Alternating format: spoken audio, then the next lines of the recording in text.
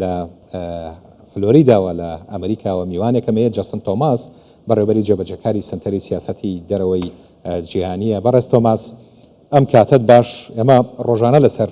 ئەم جەنگە لێرە گفتوگۆکەین میوانی بەڕێزی وەکو ئێوە پسپۆڕان خەڵکی ئەکادیمی و شارەزایانی سیاسەتی نێودەوڵەتی و شارەزایانی سەربازیش لەگەڵمانن بە بەردەوامی قسە لەسەر جەنگەکەیەکەین و دوایین پرسەکان گفتوگۆەکەین. من دوێنێ لێرە قسەمان لەسەرەوە بوو کە دوایین هێرشی ئیسرائیل بۆ سەر دامەزراوەی پترۆکیمیاوی پارس بەبێ گفتوگۆکردن لە ئەمریکا بوو. یعنی ئەگەرێکی وامان خستە ڕوو کە بەبێ گفتوگۆکردن لەگەڵ ئەمریکا بوو بێت و ئیسرائیل تاکلایانە ئەم کاری کرد بێت. ئەمڕۆ بنیامین نەتەنیاهۆ اعترافی کرد کە بەتەنیا ئەم کاری کردووە و بەڵێنیشی بە ترامپاوە کە ئیتر ئەم کارانە دووبارە نەکاتەوە.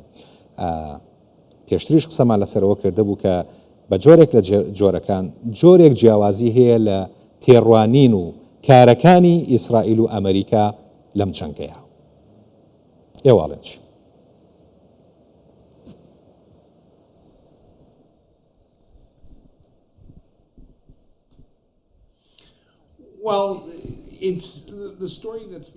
ئەو چیرۆکەی دۆناڵد ترامپ و بنیامین نەتەنیاهۆ باسییان لێوە کردووە جێگەی باوەڕ نییە. لە بڕوایەدام بنیامین نەتەنیاهۆ لە کۆنگرە ڕۆژنامەوانیەکەیدا لە ڕاستیدا زۆر بە گرنگی باسی لە هەماهەنگی نێوان ئەمریکا و ئیسرائیل دەکرد. ئەو هەماهەنگەی لە نێوان وەزارەتی جەنگ و سوپای ئیسرائیلێ ئەگەر هەماهەنگیەکەیان لەو ئاستە باڵایەدا بێت چۆن نەیان دەزانی ئەو جۆرە هێرشە دەکرێت. گوایە ئەمە بڕیارێک بووە لێک چرکە سادە ئیسرائیل دەری کرد بێ. ئەمە جێگەی باوەڕ نییە. ئەوەی ڕوودەدات پەیامەکان خەریکە بە تەواوی پەیامەکان دادەڕمێن و یەکگر نابن ئەو پەیامانەی کە تەلەڤیڤ لەگەڵ واشنگتن هەیە. ئەمەش لە ڕووی دیپلۆماسی و استراتیژی و سیاسیەوە بۆ ئیدارەکەی ترامپ زۆر بە کێشەی بۆ دروست دەکەن. ئەمە واتە ئەوە دەگەێنێت ئیسرائیل دەتوانێت بە شێوەیەکی سربەخۆ هێرش بکاتە سەرخاڵێکی استراتیژ لەناو ئێران. جگە لەمەش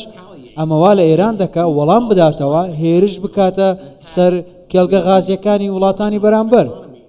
بە دڵنیاییەوە ئەمە کاریگەری لەسەر ئابووری وڵاتانی کەنداو دەبێت کە هاوپەیمانن. باش پێت وایە ئیسرائیل ئەم کارانە بۆ کات بۆچی تاکلایانە ئەم کارانە ئەکات و ئەگەر زەرور و زیانەکەی بەم شێوازە لێەکەوێتەوە کە وەک ئێوە باسان کرد؟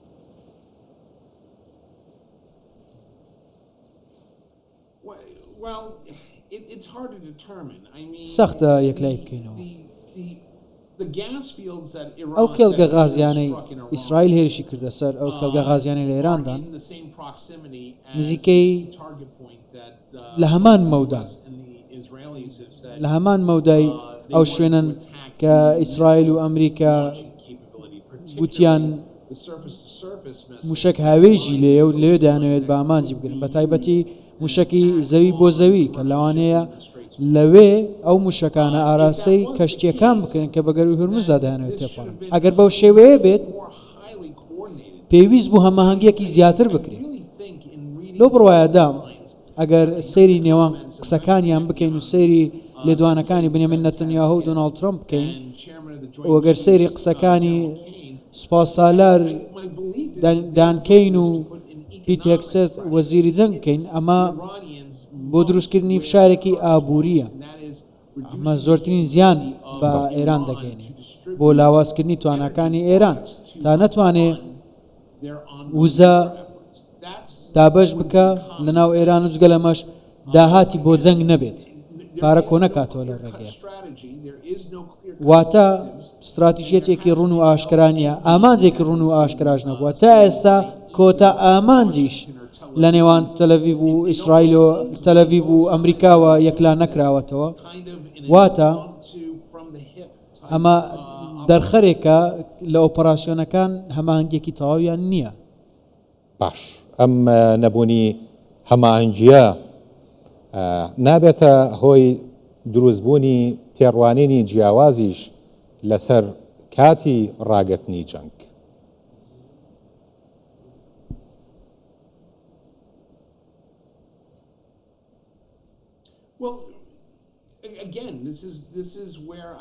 جارێکی تر دەمەوێت باس بکەم ئەمە گومان لەسەر پەیامەکان دروست دەکات پرسیارەکە لەسەر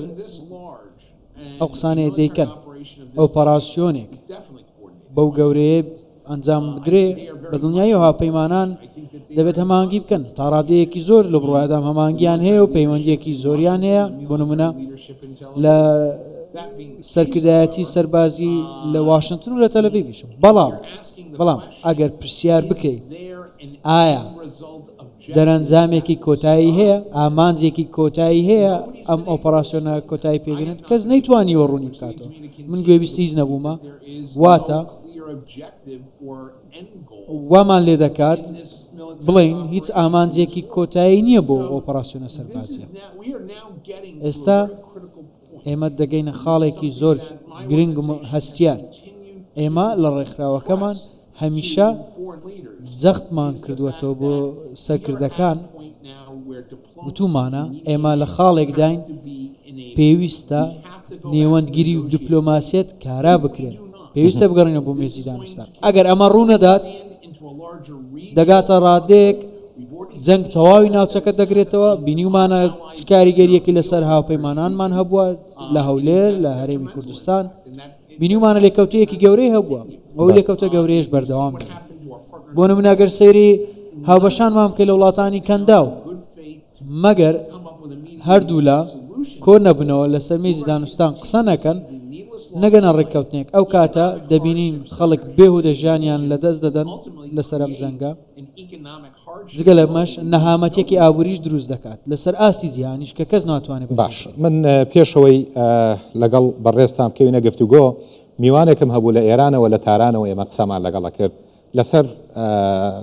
نێوەنگیری و گفتوگۆ بۆ ڕاگررتنی جەنگ ئەو هاوشێوەی سەرکردە ئێرانیەکان ئاماژەی بۆ کرد کە ئەمریکا دووجار لە ناو گفتوگۆ لە ئێمەی داوە ئێمە متمانەمان بەوە نەماوە جارێکی کە بچینەوە نێو گفتوگۆ بەڕای تۆ ئەم گفتوگۆیە چۆن دەست پێ ئەکات لە کاتێکا زەمینەی گفتوگۆ و متمانە لە نێوان ئێران یان با بڵێن تاکلایەنە لەلایەن ئێرانەوە بۆ ئەمریکا نەماوە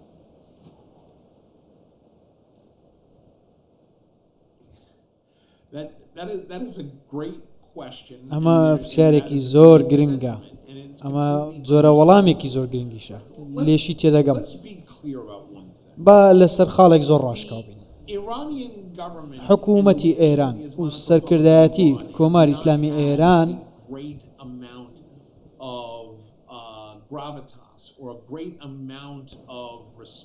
ڕێزێکی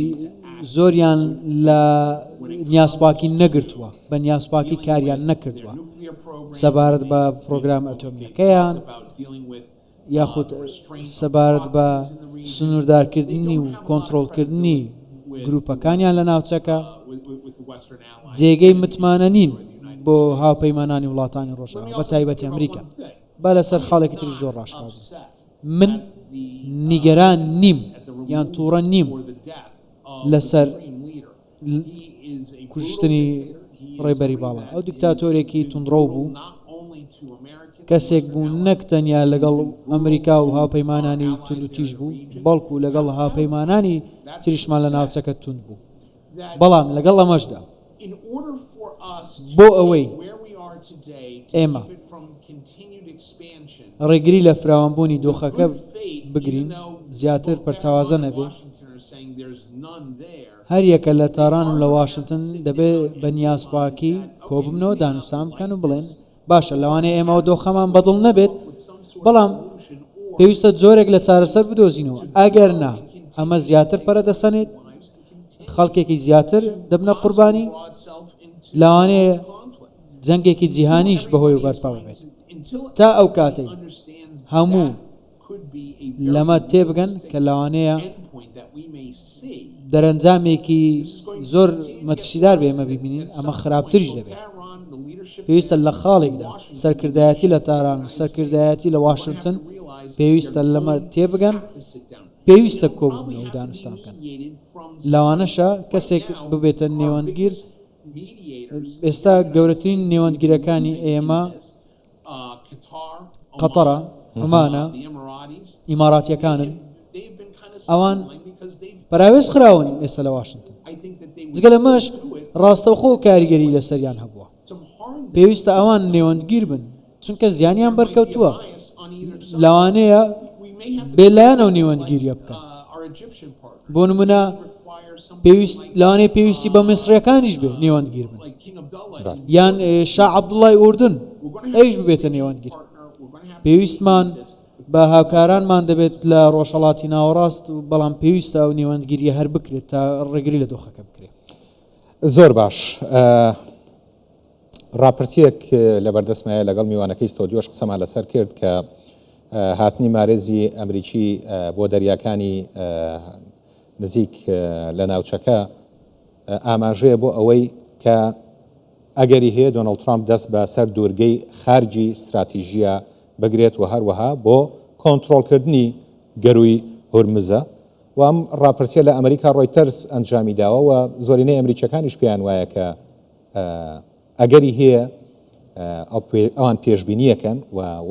وای ئەبینن کە دۆناڵد ترامپ ئەم کارە ئەکات، ئەچێتە دوورگەی خارگ و کۆنتڕۆڵی گەروی هورمز دەکات. ئێرانیەکان پێشتر ئاگاییەکیان دابوو کە ئەمریکا چاوی لە نەوتەکەی ئەوانە هاوشێوەی ڤەنزوێلا. ئایا بەجددی ئەمریکا ئەمەی ئەوێت؟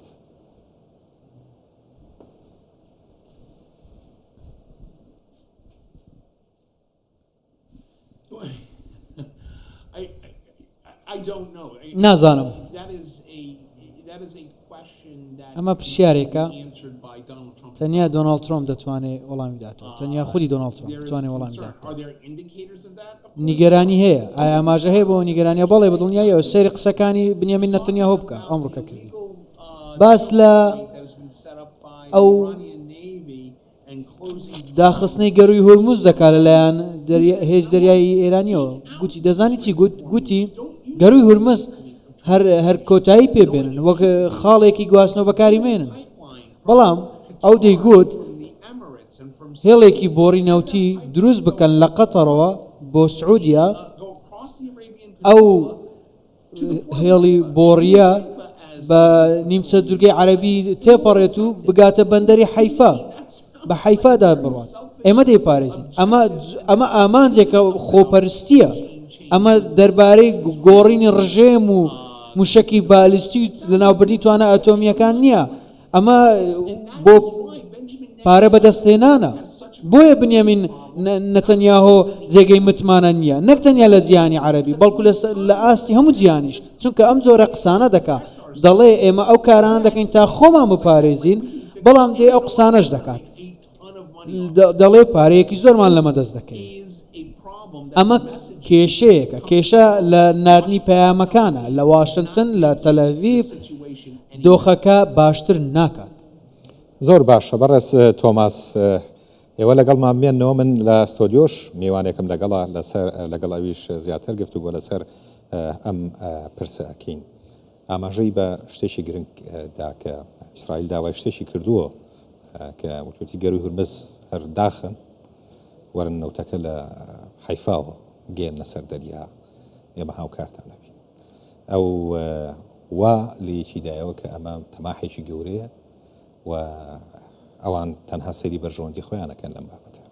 خۆیان و هەڵگیرچاندنی و جەنگەش لە پێناو بەرژەوەندیەکانە. گومانی تێدانە ئەمن هاوڕام لەگەڵ قسەکانی بەڕێز جەستن کە ئیسرائیل ئەو جەنگەی هەڵگیرچاندوە بۆ ئامانجی تایبەتی خۆیەتی. ڕەنگە هەر ئەسڵەن مەسلەی ئەوەی ناوەچی و ئەوانە بەشێک من لە پرۆسەکە، بەڵام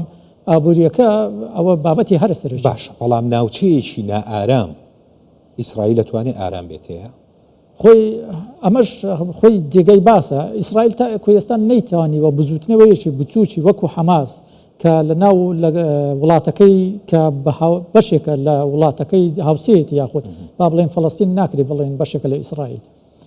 کە هاوسەیەتی بزوتنەوەیەکی بچووکی چەکدارینە چەندین ساڵە بە هەموو توانای خۆی لێیان دەداتن نەیتوانیوە لە ناویان بەرێ.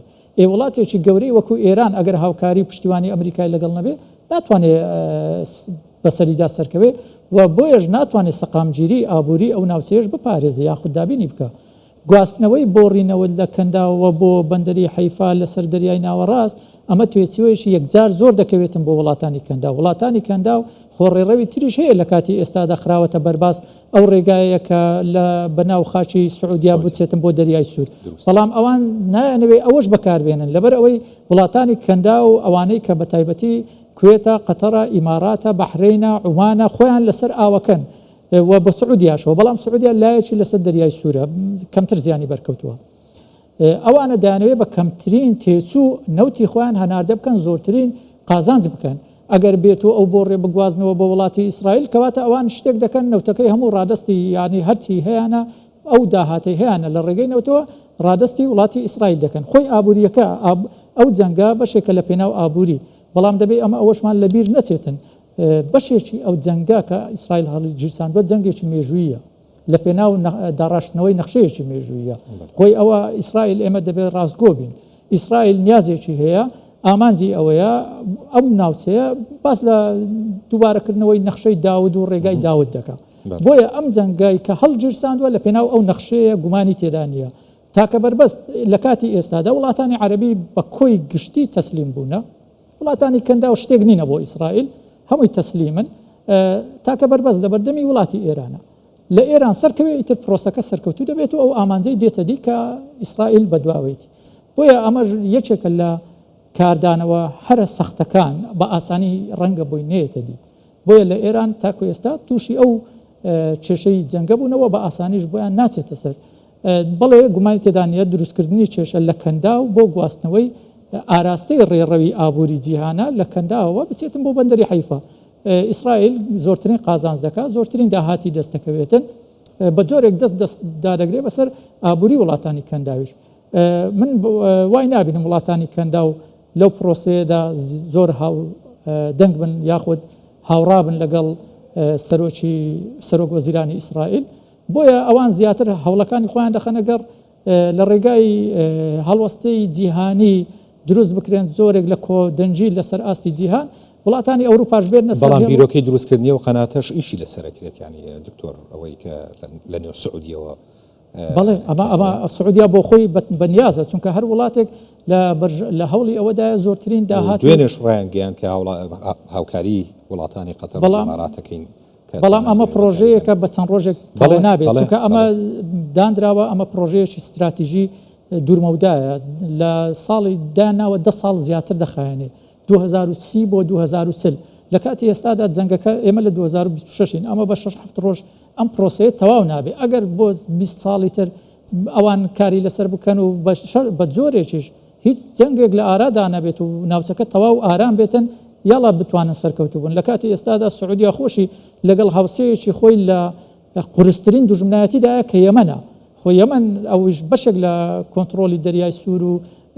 گەروی بابلمەندەب لە ژێردەستی ئەودایە و لە کاتی ئێستاشدا هەر ئەمڕۆ سوپای نیشتیمانی یەمەن هاوسۆزی خۆیان بە وڵاتی ئێران دەربڕی و ڕاشیانگەیان ئێمە بەشدار دەبین بە هەموو توانای خۆمان لەو جەنگەوە کەواتە ئەوە ئاماژەیەکی هەڕەشە ئامێزە بۆ کۆی گشتی وڵاتانی تر ئەگەر ئێوە پێتان وابێ گەروی هورمز لە کاتی ئێستادا بەستراوە بابلمەندەبتان لە پێشە ڕەنگە لە قۆناغی داهاتوو هەروەکو باسمان کرد گەروی بابلمەندەبیشان بەسەردا بخەن بۆ ئەوەی بە تەواوی ئابووری جیهان تووشی ئیفلیج بوون بکەن زۆر باش هەواڵێکەیە کە دوای تەوابوونی کۆبوونەوەکەی یەکێتی ئەوروپا کە وەک پێشتر ئاماژەمان پێکرد کە کۆبوونەوەیەکی گرنگی سەرکردەواڵەکانی یەکێتی ئەوروپا هەیە کە ئێستا ئاماژیان بۆ کردووە کە وەک هەنگاوێکی خێرا کۆمەڵێک ڕێوشوێنەگرنەبەر بۆ دابەزاندنی نرخی نەوت بە تایبەتی لە سەر ئاستی ئەوروپا چەند هەوڵێکە ئەدەن و چەند ڕێگایەکە گرنەبەر بەڕێز تۆماس ئەم جەنگە کاریگەریەکی نەرێنی بە تایبەتی لەسەر بابەت یان سەرچاوەکانی وزە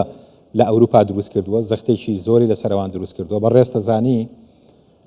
بەهۆی جەنگی رووسیا ئۆکرانیا کە لە 2022 دەستی پێکردووە ئەوان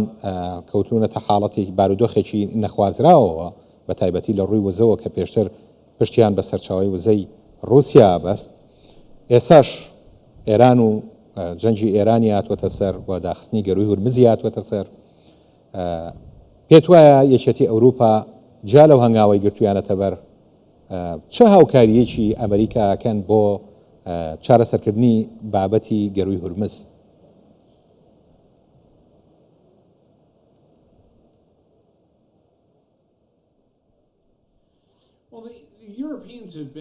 ئەوروپیەکان دوودڵ بوون نەک تەنیا لەبەرەوەی نانێت نەبەشێک لەو جەنگال نیگەرانیان لەسەرەوەش هەیە ئەگەر هێزی سەربازی بنێرنە گەروی هورمز تا بکرێتەوە ئەگەر هێرش ئێرانیەکان هێزی دەریایی ئێران هێرش بکاتە سەرکەشتیەکانیان سەر دەریاوانانیان ئەو کاتە پلکێشی ئەو جەنگە دەکرێن ئەوە جەنگێک نەبوو ئەوان خواستیان جەنگێک نییە کەس خواست بێتی جگەل لە تەلەڤیڤ و واشنگتن با لەسەر شتێک زۆر ڕاشکا قسە بکەم ویلایەتە یەکگرتووەکانی ئەمریکا بەڕاشکاوی زۆرینەی خەڵکی ئەمریکاش لەو بڕوایەدان ئیسرائیل مافی خۆیەتی بەرگری لە مافی خۆیەتی بەرگری لە سەروەری و ئاسایشی نیشتیمانی و خەڵکەکەی بکات ئەمە هەرگیز جێگەی گومان و پرسیار نەبووە ڕێکخراوەکەی ئێمەش بەردەوام باوەڕی بەمە هەبووە بەڵام دەبێت تێبگەین ئەمە سنووری بەزاندووە تەنیا بۆ پاراستنی سەروەری و داهاتوو ئیسرائیل بێت ئەمە هێرشێکی پێشوەختە و ناڕەوا و بێهۆکاری سەروڵاتێکی تر بوو کە خاوەن سەروەری ئەویش ئێرانە دەتوانین باسی گروپە چەکدارەکان بکەین و باسی میلیشیاکان بکەین دەتوانین باسی زۆرش بکەین بەڵام وڵاتانی ئەوروپا تێدەگەن لە کاتێکدا ئەمە زیانیان پێدەگەینێت دڵخۆشیش نین بە بڕیارەکانی ئیدارەی ترامپ ئەمە بارگرانیەکی ئابووری لەسەر ئەوروپا دروست دەکات ئەوان خۆیان بارگرانی ئەوروپایان ئابووری لەسەریان هەبوو بەهۆی پێناسە گومرگیەکانی دۆناڵد ترامپ بەهۆی جەنگی رووسیا و ئۆکرانیا بەشێک لە چارەسەرەکان کە دۆناڵد ترامپ پێشنیازی کرد ئەوە بوو بۆ نمونە لەگەڵ ژاپۆن و هیندستان ئەوان بەشێکی زۆری وزەی خۆیان لە قەتار و لە ئیمارات و لە سعودیا هاوردە دەکەن کاتێکە گەروەدا دەخرێت هاوردە نامێنێت دۆناڵد ترامپ گوتی دەزانین چی ئێمە سزا لەسەر نەوتی رووسیا هەڵدەگرین بۆستە ساتێک تۆ ڕێگە دەدەیت وڵاتێکی خراپی تر ڕکابەرێکی استراتیژی ئەمریکا ڕێگەی پێدەدەیت نەوت بفرۆشێت بۆ پارەدارکردنی جەنگە ناڕەوا و نایاساییەکەی لە دژی ئۆکرانیا تا هیندستان و ژاپۆن و وڵاتانی ئۆقیانوسی هێمن نەوت و غازیان هەبێت ئەمە چارەسەر نییە ئەمە تەنیا پارە بۆ پوتن دەستە بەردەکات تا لە جەنگی ئۆکرانیا بەکاری بێنێت ئەمە تەنیا دەبێتە پاساو دەزانین مۆسکۆ پشتیوانی لە تاران کردووە ئەمەش یاریەکە بەو شێوەیە دەبێت کە پوتن دەیەوێت بۆیە هاوبەشانمان لە ئەوروپا دوودڵن ڕاستەوخۆ بەشداری لەمە بکەن چونکە ئەمە دۆخێکە بە هەر شێوەیەک بەشداری بکەن تێیدا دۆڕاو دەبن باش ئەمە پێتوانیە وا بکات کە دۆناڵد ترامپ با بڵێن بە جۆرێ لە جۆرەکان چاو بە سیاسەتی خۆیان بخشێنێتەوە بەرامبەر بەو هاوکاریانەی بۆ ئەوروپا و ئۆکرانیا ئەیکرد لە جەنگی رووسیادا